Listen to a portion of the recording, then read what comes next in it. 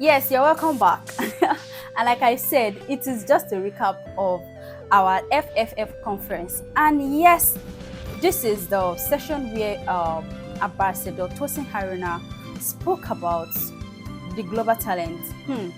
I know a lot of us, we have questions about global talent.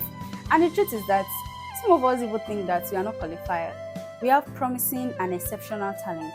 These are the things that he said. So as I'm saying, you just imagine that it was me, Ambassador Tosin, that was talking about it.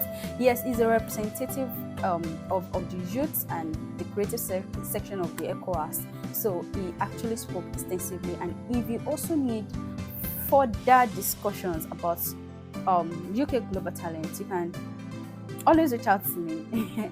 Or you can reach out to him to T. Claudius. He's the CEO of T. Claudius, and he's going to give you the right information that you need to know about UK global talent. So he spoke about exceptional talent and promising talent.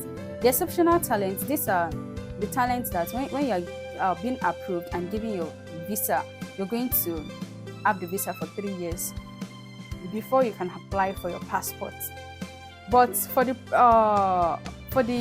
promising talents, yes, these ones are going to wait for 5 years before they can apply for their passports. And at the same time, you people have to keep doing the business of fashion so that you not end up being rejected when they see that, okay, you just used that mix to come into the UK and all. And one of the benefits is that you can travel anytime when you have your visa. You can also work in your line of in the specific places that you want to work in. Like, it's not just streamlined to fashion. You can do your research work, you can go for further studies, you can do anything, but at the same time you keep impacting lives when it comes to the creative space. Okay, so we spoke about the criteria that you need as an exceptional talent and the criteria that you need as a global talent.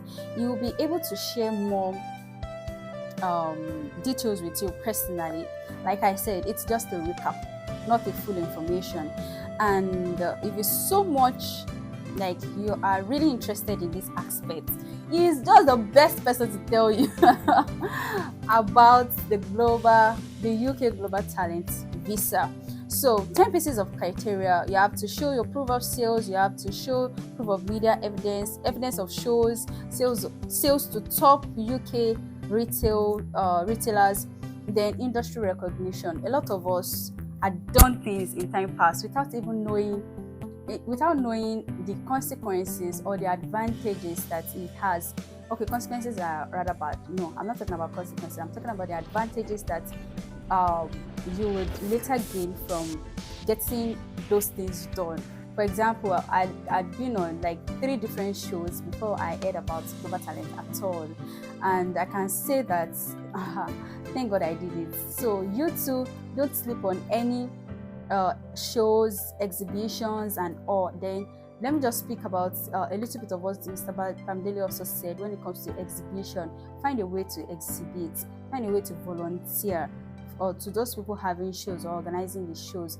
Find a way to be in the right association. Mr. Ambassador Tosi also mentioned that you need the right associations to get even recommendations, because just anybody cannot recommend you. You need top people, top professionals, top-tiered people in the fashion industry to recommend you. So if you're not doing stuff, if you're not ready to do free services, as it were, in quotes, in terms of volunteering, you may not be able to access that kind of information or the kind of association that you need.